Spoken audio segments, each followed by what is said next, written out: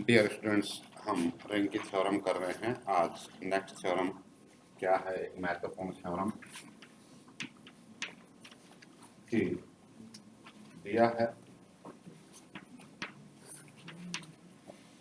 Z P 0 1 2 3 p minus 1 addition model of P और multiplication model of P एक वाला है। ऑलरेडी ये दिया हुआ है कि ये वाला है, ठीक है। हमें यह सिद्ध करना है कि ये इंटीग्रल डोमेन होगा, पूर्णांकीय प्रांत होगा, इफ एंड ओनली कब? जब ये p अभाज्य संख्या है। क्लियर है ये लाइनें? आवश्यक प्रतिबंध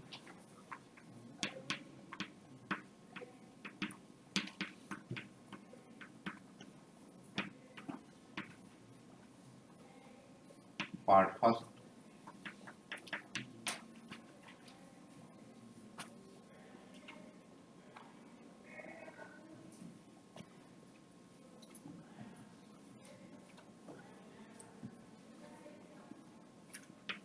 माना p अभाज्य संख्या है, प्राइम नंबर है। प्राइम नंबर का मतलब क्या होता है कि या तो इसका भाजक स्वयं p है या एक, उसके अलावा कोई और भाजक नहीं है। क्लियर है ये लाइन? सिद्ध करना है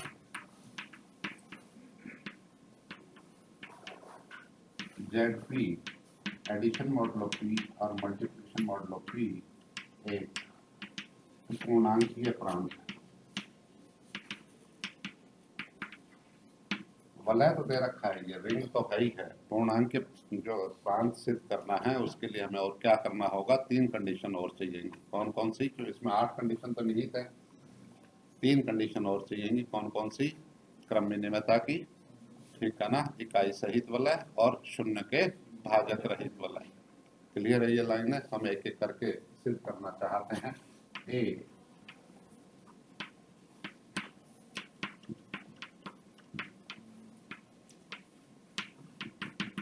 कम्यूटेटिविटी,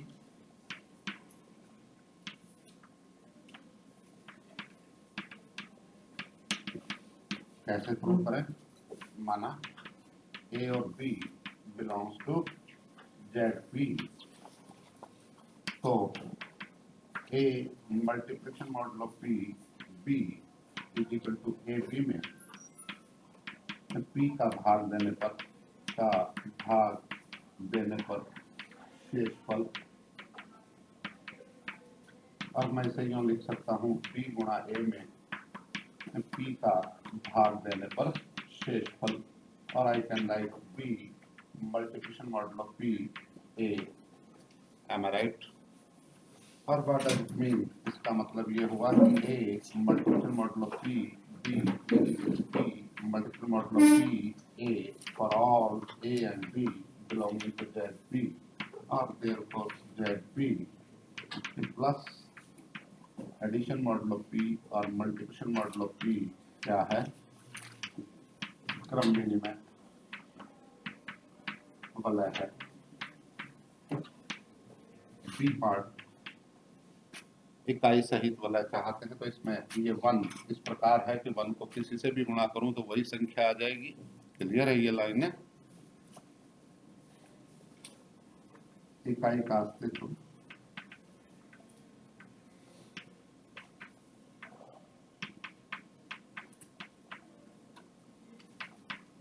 एक्जिस्टेंस ऑफ यूनिटी,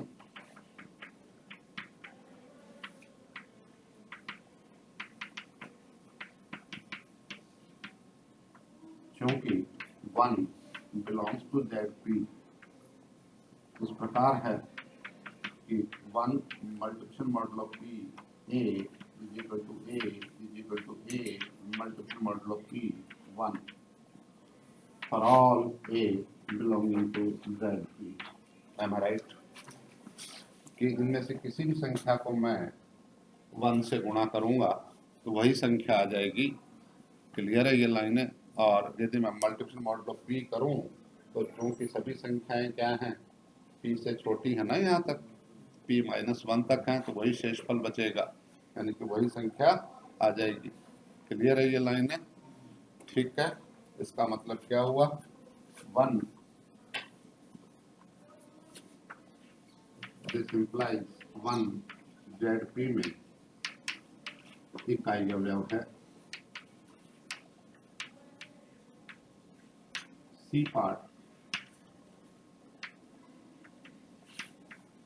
शून्य के भाजक रहित वलय, ये सिद्ध करना चाहते हैं। क्लियर है ये लाइनें। इसके लिए क्या करूं मैं, माना ए और बी बिलोंग्स टू ZP इस प्रकार है कि A multiplication modulo P B is equal to 0। मुझे क्या सिद्ध करना है, या तो a बराबर 0 या b बराबर 0। क्लियर है ये लाइन है। I think there is no doubt to anyone.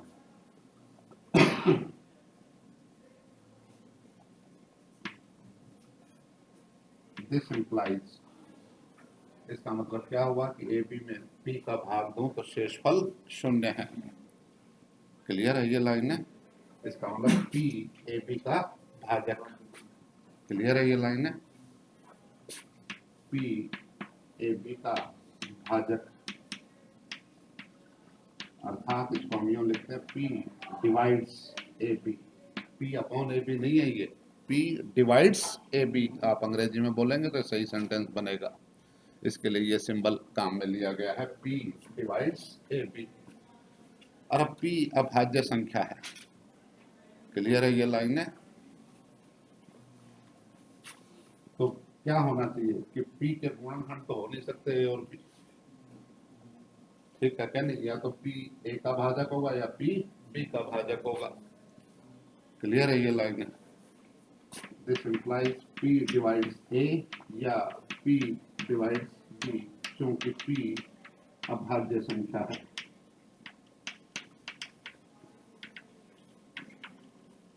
This implies या तो a इज इक्वल टू 0 या b इज इक्वल टू 0। क्यों, क्योंकि a और b क्या है, बिलोंग्स टू ZP हैं। तो a और b कहाँ होंगे, या तो 0 के बराबर होंगे या p-1 के बराबर होंगे, या उनके बीच की कोई संख्या है। अब बीच की कोई संख्या है तो उसमें p का भाग तो जाएगा नहीं। क्लियर है। p का भाग a में तभी जा सकता है जब a बराबर 0, या इसमें भाग जाएगा कब, जब b बराबर 0। 0 में सभी संख्याओं का भाग जाता है। क्लियर है ये लाइन है। यही हम सिद्ध करना चाहते हैं। अतः a multiplication modulo p b is equal to 0 implies या तो a इक्वल टू 0 या b equal to 0। What does it mean, it means that ZP शून्य के भाजक रहित और अतः ZP addition modulo p multiplication modulo p एक इंटीग्रल डोमेन है या पूर्णांकीय प्रांत।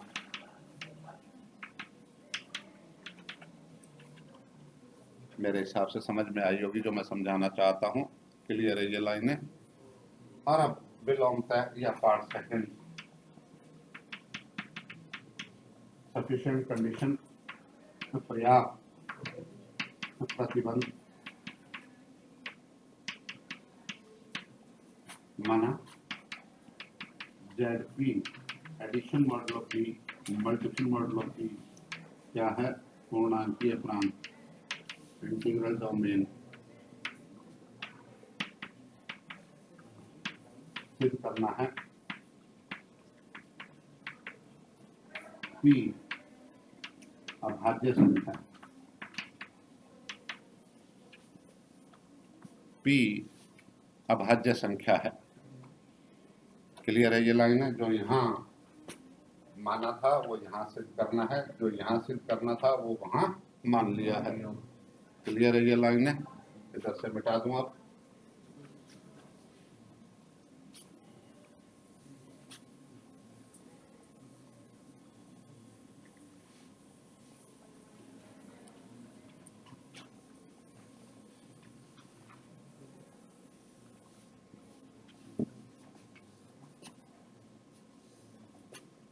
इसको सिद्ध करने के लिए, अभाज्य संख्या को सिद्ध करने के लिए हम इसका उल्टा मान लें और विरोधाभास से सिद्ध कर दें।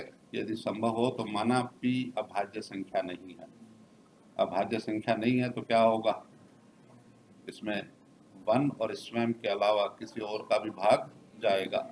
क्लियर है ये लाइन है? अर्थात इसके गुणनखंड संभव होंगे। और वो मैं मान लूं कि यदि संभव हो तो माना p अभाज्य संख्या नहीं है, प्राइम नंबर नहीं है, तो देयर एग्जिस्ट कोई दो संख्याएं, किताब के सिंबल ले लूं, P1 and P2 such that कि P के गुणनखंड P1 एवं P2 होंगे। क्लियर है ये लाइन है? जहां P1 is not equal to 1, P2 is not equal to 1, P1 is not equal to P1 is not equal to P2। अर्थात P1 और P2 कहाँ हैं? 1 या 1 से बड़े हैं और P-1 से छोटे हैं। क्लियर है ये लाइन है? मेरे हिसाब से समझ में आ गई। गुणनखंड का मतलब यही है कि इससे छोटी दो संख्याएं होंगी। P1 और P2 क्या है? P से कोई दो छोटी संख्याएं होंगी जो ना तो 1 है और ना ही P है। क्लियर है? और उनका गुणनफल P आ जाएगा यदि अभाज्य संख्या नहीं है तो। मेरे हिसाब से समझ में आई होगी ये बात। और अतः इसका क्या अर्थ हुआ कि there exist P1 and P2 belonging to ZP। Am I right? इन्हीं में से ही कोई संख्याएं होंगी। क्लियर है ये लाइन है? इस प्रकार है such that कि P1 गुणा P2 is equal to P। अतः क्या आ जाएगा? P1 या P डिवाइड्स P1 P2 अर्थात P1 multiplication modulo P2 is equal to 0। Clear है ये लाइन है? और दिस इम्प्लाइज, जहां चाहो तो ये भी लिख सकते हो P1 is not equal to 0, P2 is not equal to 0। और दिस इम्प्लाइज P1 एवं P2 ZP में शून्य के भाजक। Am I right? P1 P2 के बजाय मैं चाहता तो A और B लिख लेता, कोई दिक्कत नहीं है। ठीक है ना? A और B दो संख्याएं ऐसी होती कि जिनका गुणनफल P के बराबर, तो इसका मतलब P AB का भाजक है। P AB का भाजक है तो क्या आ जाता है? A B multiplication modulo P is equal to 0, where A is not equal to 0 but B is not equal to 0. What does it mean? It means that A and B are the zero divisors, जो कि विरोधाभास है क्योंकि हमें तो दिया हुआ है क्या है? ZP इंटीग्रल डोमेन है और इंटीग्रल डोमेन है तो उसमें शून्य के भाजक रहित। क्लियर है ये लाइन है? और अतः जो हमने माना था वो गलत है। हमने क्या माना था कि P अभाज्य संख्या नहीं है, शून्य के भाजक हैं, जो कि विरोधाभास, क्यों? क्योंकि ZP इंटीग्रल डोमेन है, अतः शून्य के भाजक रहित है। देयरफॉर जो हमने माना था वो गलत है, अर्थात P अभाज्य संख्या है। And proved. बहुत ही इंपॉर्टेंट थ्योरम है, कई बार पूछी गई और आपकी किताब में कई जगह सही नहीं छपा हुआ है, प्रिंटिंग मिस्टेक्स हैं, आप उसे सही कर लें, ठीक है ना। मैंने मेरे हिसाब से इसलिए सिंबल यहाँ P1 P2 रख लिया ताकि आपने किताब से मिलान कर लें, ठीक है ना। उसमें गलत छपा हुआ है। तो एक बहुत ही महत्वपूर्ण थ्योरम थी, कोई डाउट हो तो मुझसे पूछ सकते हैं अभी भी। क्लियर है ये लाइनें? बढ़ूँ आगे। अब छोटी छोटी थ्योरम्स हैं एक दो, पहले उन पर डिस्कशन कर लें।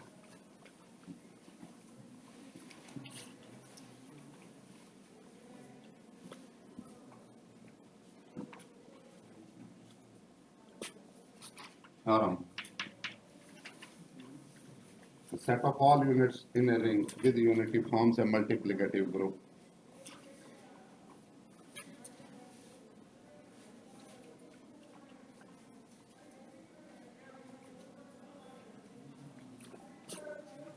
माना R प्लस डॉट एक रिंग है, वलय है, एवं U R के सभी एकक अवयवों का समुच्चय है।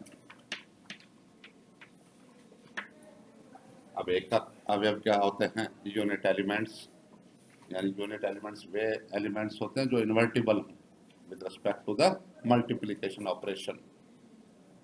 क्लियर है ये लाइन है? अर्थात what is U? U is the set of all A such that there exist B belonging to R such that A B is equal to 1।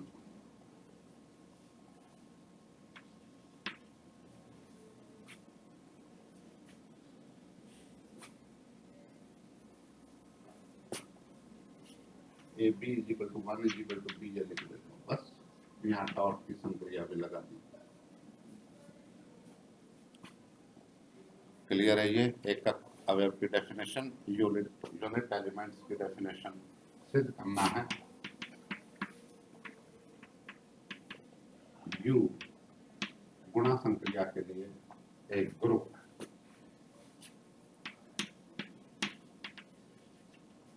U dot एक ग्रुप, ये सिद्ध करना चाहते हैं। क्लियर है ये लाइन है? ग्रुप सिद्ध करने के लिए वही चार बातें कौन कौन सी? ए साम्यता, क्लोजर, माना A and B belongs to U. ठीक है, इसका मतलब क्या हुआ? ए और बी इन्वर्टिबल एलिमेंट्स, यानी कि इनके इनवर्स विद्यमान होंगे, सी और डी मान लें। क्लियर है ये लाइन है? और फिर हम सिद्ध करना चाहते हैं कि ए गुणा बी भी यू में है, यानी उसका भी कोई इनवर्स विद्यमान होगा, ये हम चेकआउट करेंगे। क्लियर है ये लाइन है? This implies there exist C and D belonging to R such that if AC is equal to 1 is equal to CA एवं बी डी, ए का इनवर्स तो सी मान लिया और बी का इनवर्स डी मान लिया है। क्लियर है ये लाइन में? डी डी दोनों को एक ही नंबर डाल देता हूँ। क्लियर है ये लाइन है? यदि ये यूनिट एलिमेंट्स हैं तो ऐसा होना चाहिए। ठीक है, और अब हमें क्या चाहिए? हमें ये चाहिए कि ए बी यू में है। ए बी यू में कब आएगा? जब कोई ऐसा अवयव हो कि बराबर 1 आ जाए। क्लियर है ये लाइन है? मैं यहाँ बी सी लिखूं तो बी डी एक हो जाएगा, और फिर एक होते ही ए सी बराबर भी एक हो जाएगा। क्लियर है ये लाइन है? अब क्योंकि ए बी गुणा डी सी मैंने रफ में चेकआउट कर लिया था, इसलिए लिख रहा हूँ is equal to A B D C, लिख सकता हूँ ना सैचुरियन नियम से, और ए 1 सी। क्लियर है ये लाइन है? और आई कैन राइट ए सी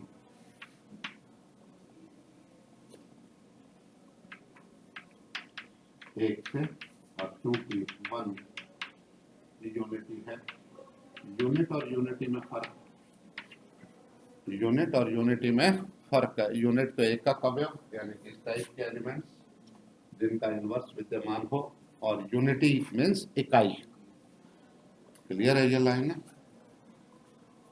और एसी का मतलब एक, फ्रॉम 1। क्लियर है ये लाइन है। इसी प्रकार DC AB is equal to D AC, sorry CA D 1B DB is equal to 1। क्यों, आप स्वयं लिख सकते हैं इनको देखते हुए। क्लियर है ये लाइन है। और अब क्योंकि D और C बिलोंग्स टू R, तो DC बिलोंग्स टू R इस प्रकार है कि AB DC is equal to 1 is equal to DC is equal to into AB, अतः AB belongs to U।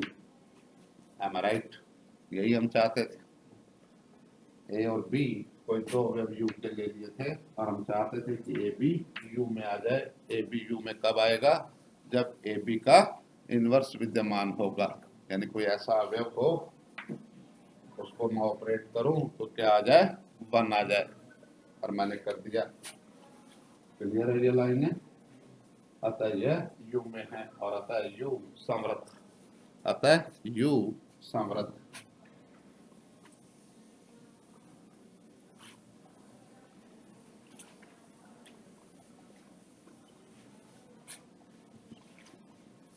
This implies U गुणन डॉट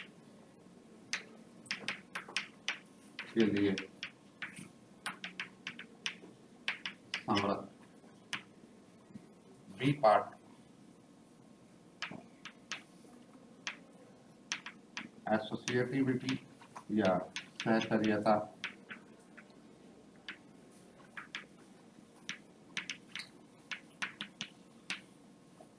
ये तो लागू होगी क्योंकि U के जो अवयव हैं वो किसके हैं, रिंग के ही हैं, और रिंग में सहचर्यता होती है गुणा संक्रिया के लिए। क्लियर है ये लाइन है।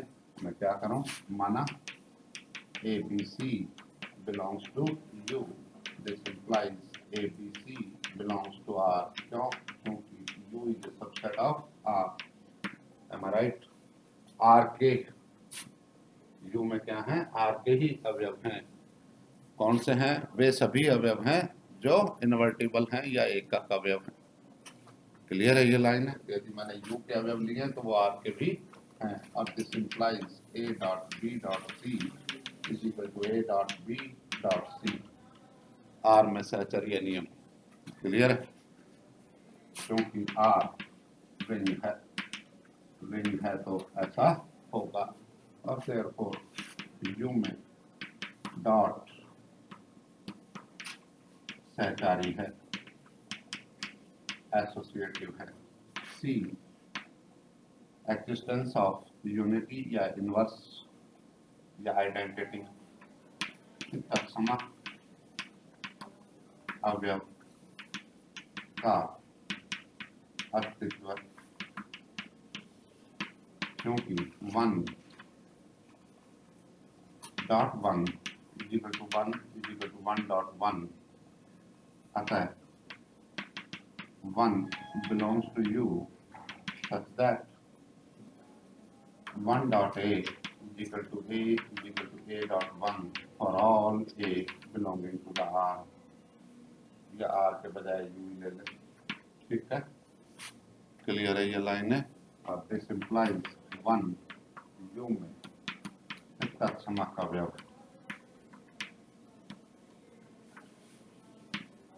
ये लाइन तो इसलिए लिखी है कि वो U में है, ये लाइन इसलिए लिखी है कि ये आइडेंटिटी का काम कर रहा है। क्लियर है ये लाइन है।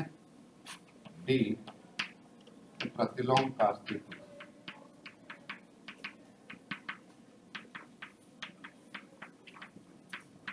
एक्जिस्टेंस ऑफ इनवर्स, यहाँ भी existence of identity.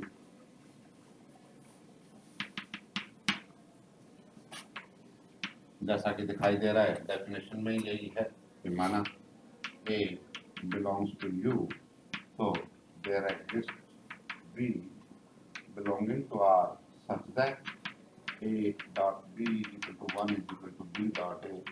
Am I right? इसका मतलब B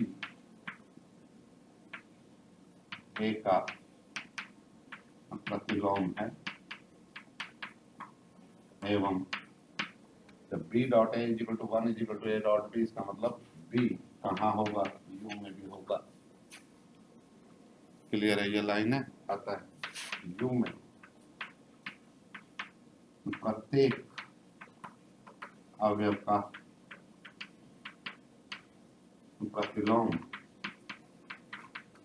विद्यमान है। अब therefore U dot A group hence proof। तो मेरे हिसाब से समझ में आई होगी ये रामायण। छोटी छोटी चीजें थी जो हमें ध्यान रखनी थी। क्लियर है? ये लाइन है। आज का काम यहीं फिनिश कर